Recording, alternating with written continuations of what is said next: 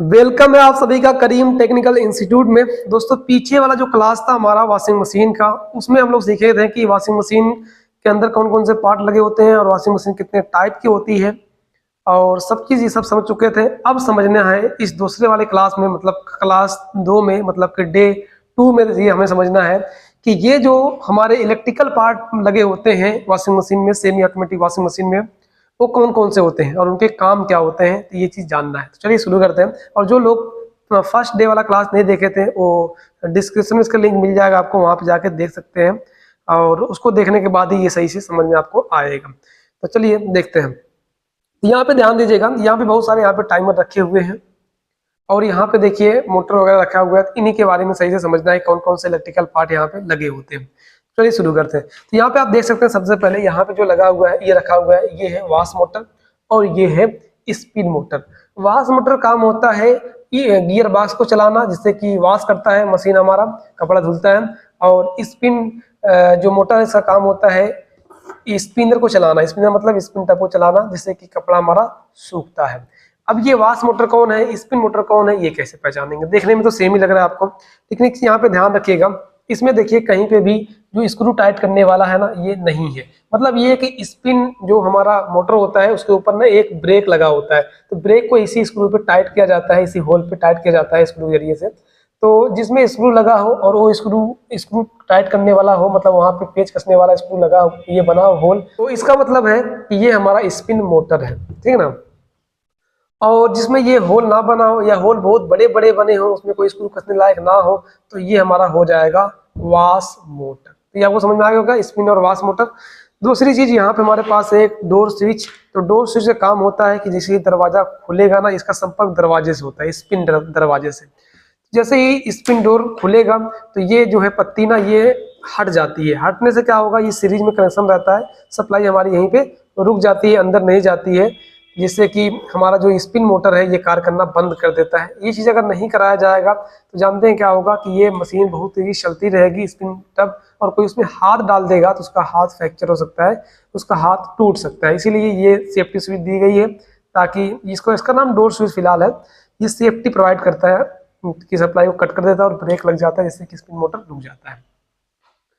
अब उसके बाद हमारे पास यहाँ पे आप देख सकते हैं, ये है अपना बजर। बजर का नाम है, ये बजर है, इसको मतलब अलार्म भी कह सकते हैं, फिलहाल इसका नाम क्या है, बजर। बजर का काम होता है कि जब कपड़ा धुल जाए, तो जब दो कुछ सेकंड बच जाए, 20-25 सेकंड बच जाए, 15 सेकंड बच जाए, तो उसमें ये आवाज करता है।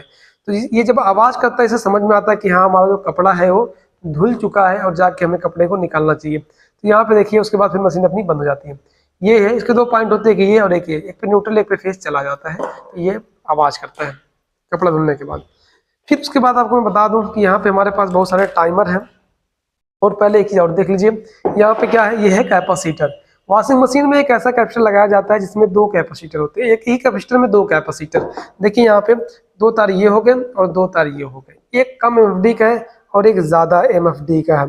अब यहाँ पे देख सकते हैं, इस पे लिखा भी है कि रेड प्लस ब्लू 10 एमएफडी और व्हाइट प्लस येलो 5 एमएफडी। तो व्हाइट येलो ये 5 है, रेड और ब्लू वाला जो है ये 10 एमएफडी का कैपेसिटर है। मतलब एक में, इसी में एक 10 एमएफडी का है और एक 5 एमएफडी का कैपेसिटर है। इसके और भी तरीके हैं जानने का, ये मिट जाए तो भी हम जान सकते हैं, सब आगे हम लोग क्लास में समझेंगे, फिलहाल अभी पार्टों को समझ रहे हैं। इतना हो गया।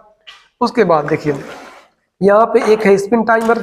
तो ये स्पिन टाइमर में एक इन होता है और एक ही आउट होता है। तो स्पिन टाइमर काम होता है कि 5 मिनट तक स्पिन मोटर को सप्लाई देते रहना, जिससे कुछ चलेगा सही तरीके से। और फिर उसके बाद ये जो स्पिन मोटर है हमारा 5 मिनट के बाद बंद हो जाएगा ऑटोमेटिक, ये बंद कराएगा हमारा ये टाइमर, ठीक है। तो ये स्पिन टाइमर भी प्रयोग इसमें किया जाता है। उसके बाद यहाँ पे हमारे पास है वाश सिलेक्टर। देखिए ये सिलेक्टर है, इसमें ज्यादा कुछ वैसा नहीं है, बस ये सिलेक्टर है, 3 पिन इसमें होती है, 1 2 3। तो ये 3 पिन है, ठीक है ना। तो जो सिलेक्टर का काम है कि कपड़ा जो हमारा होता है हैवी और नॉर्मल कपड़ा, मतलब जीन्स वगैरह धुलना है जिसको हम लोग हैवी कर देते हैं, शर्ट टी शर्ट वगैरह नॉर्मल कपड़ा धुलना है जिसको हम लोग नॉर्मल पे कर देते हैं। तो ये इस तरीके से काम करता है, हैवी नॉर्मल कपड़े धुलने के लिए इसका यूज किया जाता है। ये सिलेक्टर भी समझ में आ गया होगा। अब बचे यहाँ पे टाइमर। तो टाइमर कई प्रकार के यूज किए जाते हैं वॉशिंग मशीन में, जिससे हमारे पास ये देखिए 4 तार का टाइमर है, 4 वायर टाइमर यहाँ पे हमारे पास है। इसमें 4 तार निकले हुए हैं, 2 और 2 4 तार। देखिए 4 तार निकले हुए हैं। उसके बाद देखिए यहाँ पे हमारे पास और भी टाइमर है, ये देखिए 5 तार का टाइमर है। देखिए ये 5 बार का टाइमर है। अभी जो 5 बार का टाइमर है इसमें से देखिए 5 तार निकले हुए हैं, आप यहाँ पे सही से देख सकते हैं। देखिए ये 5 तार निकले हुए हैं, यहाँ पे देखिए 1 2 3 4 5 तार यहाँ पे निकले हुए हैं। डबल शाफ्ट का ये टाइमर है। उसके बाद आप ये देख सकते हैं, ये हमारे पास एक और 4 तार का टाइमर है, ये डबल शाफ्ट का है, ये भी एलजी का, ये 1 2 3 4 तार है और इसमें देखिए डबल शाफ्ट है। और ये जो अपना है ये सिंगल शाफ्ट का है। ये दोनों ही एलजी का ही है, दोनों कलर सेम देख सकते हैं आप, और दोनों एलजी की मशीन में लगता है। ये डबल शाफ्ट में क्या फायदा है, सिंगल में क्या नहीं, ये समझ लीजिए। डबल शाफ्ट जो हमारा है, इस डबल शाफ्ट में जो ये सिलेक्टर अलग से है ना, ये सिलेक्टर वो अंदर ही लगा हुआ है, ठीक है ना। तो यहीं पे सिलेक्टर लगा हुआ है और यहीं से सिलेक्ट कर सकते हैं हैवी नार्मल कपड़े को भी, यहाँ से हम धुल सकते हैं। लेकिन जो इसमें जिस मशीन में सिर्फ ये लगा होगा उसमें सिलेक्टर साइड से नहीं लगा रहेगा, वो बिना सिलेक्टर का होगा, उसमें बस नॉर्मली हमारा वो कपड़ा धुलता रहेगा। उसमें भी अपने जीन्स वगैरह सब कुछ धुल जाएंगे, लेकिन बस इसमें थोड़ा सा जल्दी जल्दी घुमाएगा और आराम आराम से भी घुमाएगा। 2 ऑप्शन है इसमें, और इसमें बस ये आराम आराम से ही पोस्टर घुमाएगा और धुलेगा, मतलब दोनों ठीक है। लेकिन एक ये डबल शाफ्ट का है जिसमें सिलेक्टर भी है, और ये सिंगल शाफ्ट है जिसमें सिलेक्टर नहीं है। अब उसके बाद हमारा यहाँ पे आता है 7 तार वाला टाइमर। तो 7 तार में देखिए 4 तार एक तरफ से निकले हुए हैं और 3 तार एक तरफ से निकले हुए हैं। तो अब ये जो टाइमर है 7 तार वाला, इसके साथ ये सिलेक्टर अलग से बाहर से लगाना पड़ता है। लेकिन ये जो जिसके अंदर 2 शाफ्ट निकले हो, जैसे ये वाला या फिर 5 तार वाला हो या फिर 6 तार वाला है, देखिए 6 तार, इसमें से 6 तार निकले हुए हैं, देख सकते हैं। 2 ये हो गया, 2 4 ये हो गया और 2 ये हो गया, कितने हो गए, 6 बार हो गए। तो ये देखिए सब डबल शाफ्ट के हैं। डबल शाफ्ट में क्या होता है कि सिलेक्टर इसके अंदर ही होता है, टाइमर के अंदर ही। अगर 7 तार का होगा टाइमर हमारा तो उसके साथ एक अलग से सिलेक्टर लगाना पड़ता है, और अगर 4 तार टाइमर है तो फिर उसके साथ सिलेक्टर नहीं लगता है। तो फिलहाल ये जितने भी टाइमर आप अभी देखे हैं, इन सारे टाइमरों का कनेक्शन आपको बताया जाएगा, अलग अलग तरीके से बताया जाएगा, जिससे कि आप आसानी से जान सकते हैं ये वायर वगैरह कहाँ कहाँ जुड़ेंगे, कहाँ कहाँ नहीं जुड़ेंगे, सब कुछ समझ में आपको आ जाएगा। तो फिलहाल लास्ट में बता दूं इस टाइमर का काम क्या होता है, ये अभी नहीं आपको बताया मैं। तो ये जो टाइमर है इसका काम होता है कि वाश मोटर को एक फिक्स टाइम तक, मतलब एक निश्चित टाइम तक सप्लाई को देना, जिससे कि वाश टाइमर 15 मिनट या फिर 25 मिनट या 35 मिनट का टाइमिंग होता है इसमें। तो उतनी देर तक वो वॉश करता रहे कपड़े को, और जब ये टाइमिंग कंप्लीट होगी तो ये सप्लाई देना इसको बंद कर देगा मोटर को, और हमारा मोटर बंद हो जाएगा। तो यही काम इसका होता है कि एक निश्चित टाइम तक वॉश मोटर को सप्लाई देना, उसके बाद फिर सप्लाई को देना बंद कर देना, मतलब फिर सप्लाई ना देना। तो यही सारे पार्ट हमारे सेमी ऑटोमेटिक वॉशिंग मशीन में लगे होते हैं। इसको आप सही से देख सकते हैं और सही से इसका नाम भी लिख सकते हैं, जो हम बताए हैं उसको आप नोट भी कर सकते हैं।